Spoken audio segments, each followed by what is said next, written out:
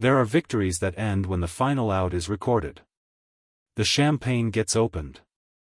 The players embrace. The manager shakes a few hands, says the right things in front of the cameras, and everyone moves on to the next round. Clean. Professional.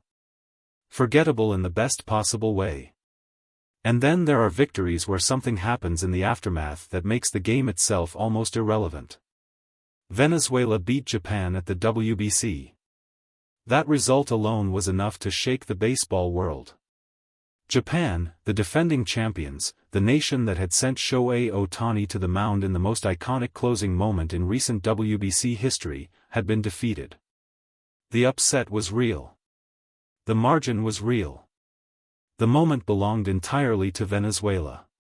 But the moment didn't stay clean. Because the Venezuelan manager, still riding the emotional high of one of the biggest wins in his country's baseball history, stepped in front of the microphones, and said something that nobody was prepared for.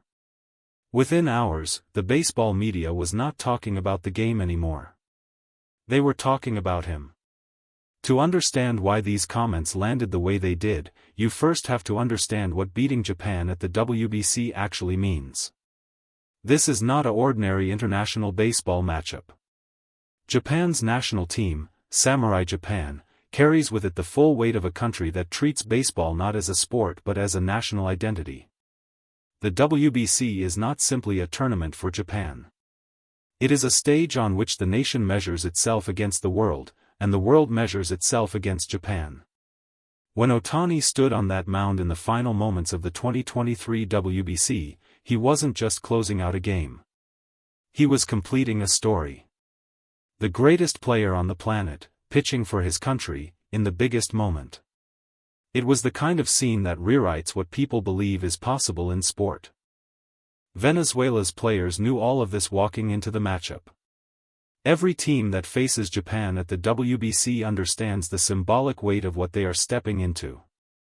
The Japanese roster is deep, disciplined, and prepared at a level that most national programs simply cannot match. The preparation that goes into a Samurai Japan camp, the data analysis, the pitching strategies, the nutritional standards, reflects an organization that treats every opponent as a serious threat. Venezuela treated Japan as exactly that. And they won anyway. In that dressing room after the final out, the celebration was genuine and earned. These were players who had competed with everything they had against one of the most respected programs in international baseball. They deserved every moment of it. Then the manager walked to the microphone. The manager's comments were not vague. They were not the kind of diplomatically blurred statements that get made in the immediate aftermath of a big win and later explained away as excitement or misunderstanding. They were direct. Pointed. And they were specifically directed at Japan, and at the standard that Japan represents in international baseball. The comments touched on Otani. Not in a way that was straightforwardly disrespectful, the manager was too experienced for a simple personal attack. But the framing, the tone, and the specific claims he made about Japan's approach, about Otani's role, about what Venezuela's victory proved, these were statements that the Japanese baseball media could not and would not absorb quietly. By the time Japanese reporters had processed the translation and filed their initial reactions, the response was already building. Sports networks picked it up. Baseball analysts started breaking down exactly what had been said and what it implied. Former players, people who had worn the Samurai Japan uniform, who had stood on that same international stage, began offering their own reactions. Some measured. Some pointed. Some openly critical of the Venezuelan manager's choice of words at what should have been a moment of simple celebration. The question that kept surfacing in every conversation was the same: why say that now? You just beat Japan. You earned it. The win speaks for itself. Why add words that will overshadow the achievement and redirect the entire narrative away from your players and onto a controversy? It was a question nobody in the Venezuelan camp seemed fully prepared to answer. Here is the thing about making comments directed at Japan's baseball program in 2025. You cannot separate those comments from Shohei Ohtani. It is simply not possible. Ohtani is not just a player on Japan's roster when the WBC comes around. He is the living embodiment of everything Japan believes about itself in baseball: the discipline, the preparation, the refusal to accept the idea that there is a ceiling on what dedication and routine can produce. When the Venezuelan manager's words were processed through that lens, the reaction sharpened considerably. Because criticizing Japan's approach, or framing Venezuela's victory as a correction of some kind of overconfidence or complacency on Japan's part, is not just a comment about tactics or roster construction. It is, implicitly, a comment about the standard that Ohtani represents. The standard that has made him not just the best player in baseball, but the most studied, the most analyzed, the most imitated player of his generation. Former Samurai Japan players who spoke to the media in the hours after the comments were made did not hold back. Several emphasized the same point: you can beat Japan on a given day in a tournament. Baseball allows for that. Upsets happen. Momentum shifts. A pitcher has a great game, a lineup goes cold, and a result that surprises everyone gets recorded in the books. But winning one game does not rewrite the standard. It does not change what Japan has built. And it certainly does not make the comments that followed that win appropriate or accurate. The Venezuelan manager had earned the right to celebrate. He had not earned the right to lecture. The media response was not uniform. That is worth noting. There were analysts, particularly those outside Japan, who argued that the Venezuelan manager's comments, while perhaps poorly timed, contained a kernel of legitimate competitive philosophy.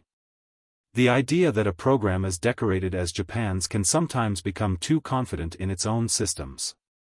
That upsets at the WBC are reminders that no team is untouchable. That the manager was simply expressing the competitive spirit that drives every national program to believe it can beat anyone on any given day. This perspective got airtime. It was not dismissed entirely. But it was significantly outnumbered.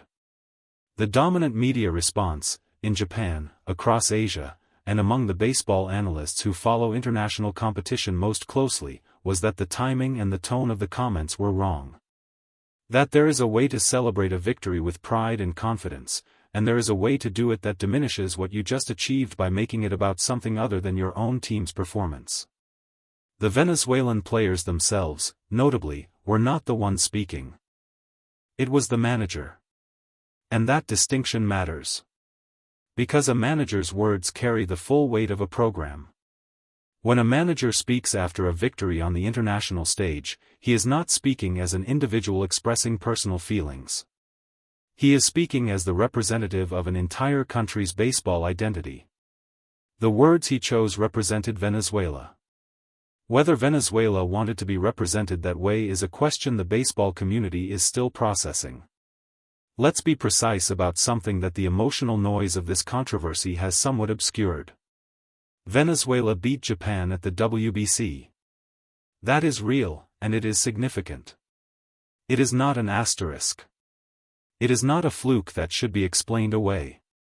Venezuela has legitimate baseball talent, a deep professional culture, and players who compete at the highest level of the sport every single day in MLB.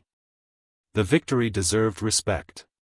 It received respect, from Japan's players, from Samurai Japan's coaching staff, and from the Japanese media before the manager's comments changed the conversation. What the victory does not mean is that the standard Ohtani represents has been challenged or diminished in any meaningful way. One of the most important things to understand about Ohtani, the thing that separates him not just from other players but from other athletes in any sport, is that his standard is not built on winning every game. It is built on something that cannot be beaten in a single WBC matchup. It is built on the daily routine. The preparation. The boiled eggs and the bowl of rice before the game. The salt-only pasta that his former Nippon Ham teammates still talk about with a combination of awe and disbelief. The years of voluntary training before anyone was asking him to train. The nutritional discipline he began developing in high school and has never once relaxed. You cannot defeat that with a single tournament victory. You cannot make a comment after one win that changes what that routine represents or what it has produced. The Venezuelan manager's words, however pointed they were, cannot reach that part of the story. That part lives in a place that scoreboard results don't touch. Controversies in international sports are not unusual. The WBC, specifically, generates them regularly. The intensity of national pride, the compressed tournament format, the pressure of representing an entire country on a baseball field, these conditions produce emotional moments that sometimes spill over into words and actions that wouldn't occur in a regular season context. This controversy will be remembered for a specific reason that goes beyond the usual WBC drama. It will be remembered because it forced a direct comparison, not just between Venezuela and Japan, but between two completely different philosophies about what international baseball victory is supposed to mean. One philosophy says, you win the game, and that proves your point. The result is the argument. You don't need to add words. The other philosophy says, the win is the opportunity to make a statement. To claim something larger than the game itself. To define the moment on your own terms. The Venezuelan manager chose the second philosophy. The baseball media, overwhelmingly, decided he was wrong to do so. And somewhere in Los Angeles, preparing for another Dodgers season with the same disciplined routine he has maintained since he was a teenager eating rice balls before high school practice, Shohei Ohtani said nothing publicly. He didn't need to. That is the final thing worth understanding about why this controversy resonated so deeply. Ohtani's response to the Venezuelan manager's comments was silence. Deliberate, complete, entirely characteristic silence. Not because he didn't notice. Not because the words didn't reach him. But because engaging with them would have given them a weight they don't deserve. The standard Ohtani sets is not threatened by a post-victory press conference statement. It is not adjusted based on tournament results. It does not rise when Japan wins and fall when Japan loses. It is fixed. It is daily. It is the product of years of choices that no camera ever fully captured and no single game can define. The Venezuelan manager won a game. Ohtani is building something that lasts considerably longer than a tournament bracket. The baseball media understood that distinction immediately. That is why the uproar was as loud and as swift as it was. Not because of wounded national pride, but because the comments revealed a fundamental misunderstanding of what the standard actually is, and what it would take to genuinely challenge it. One win is not enough. It was never going to be enough. The WBC continues. Japan's response will come on the field. And the baseball world is watching every single moment of it.